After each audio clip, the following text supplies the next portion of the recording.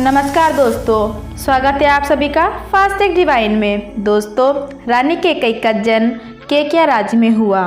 उनके पिता कैकेयी नरेश राजा अश्वपति हैं। अश्वपति घोड़ों के भगवान थे, इसलिए इन्हें अश्वपति कहा जाता था। रानी कैकेयी के 7 भाई थे। कैकेयी के पिता ने कैकेयी की मां को अपने महल से बाहर कर दिया था।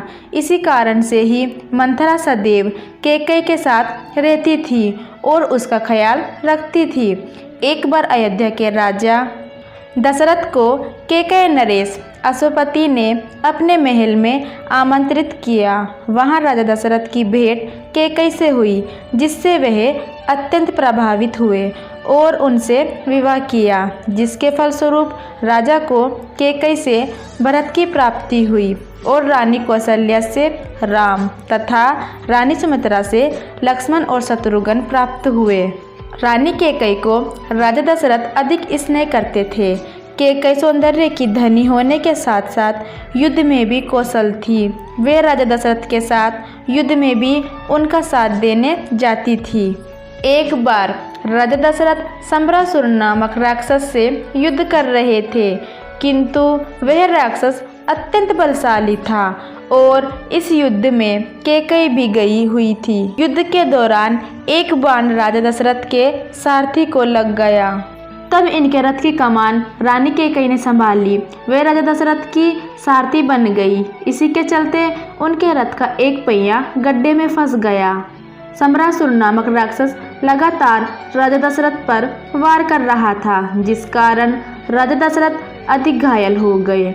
यह देख रानी कैकेयी ने रथ से उतरकर रथ का पहिया बाहर निकाला तथा वह खुद युद्ध करने लगी। वह राक्षस भी उसके पराक्रम को देख भयभीत होकर वहां से भाग गया। इस तरह रानी कैकेयी ने राजा दशरथ के प्राणों की रक्षा की, जिससे प्रसन्न होकर राजा दशरथ ने रानी कैकेयी को 2 मनचाहे वरदान मांगने को कहा, किंतु रानी ने कहा कि मैं यह वरदान बाद में लूंगी आपसे, और राजा दशरथ ने वरदान देने का वादा कर दिया।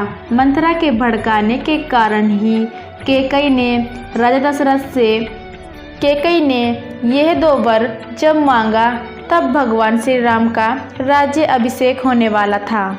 पहला वर, कैकेयी ने अपने पुत्र भरत का राज्य अभिषेक, और दूसरा वर, राम को 14 वर्षों का वनवास मांगा। इसके कुछ समय के बाद राजा दशरथ का राम के प्रति प्रेम सबसे अधिक था, जिसके कारण वे उनका वियोग सहन नहीं कर सके और इसी वियोग में राजा दशरथ की मृत्यु हो गई। भरत अपनी माता से क्रोधित होकर चित्रकूट पर झोपड़ी बना के रहने लगे। कैकेयी को इस बात का एहसास बाद में हुआ कि उन्होंने कितना बड़ा पाप कर दिया। लेकिन दोस्तों, राम को वनवास भेजने के कारण ही रानी कैकेयी की रामायण की कथा में अहम भूमिका रही।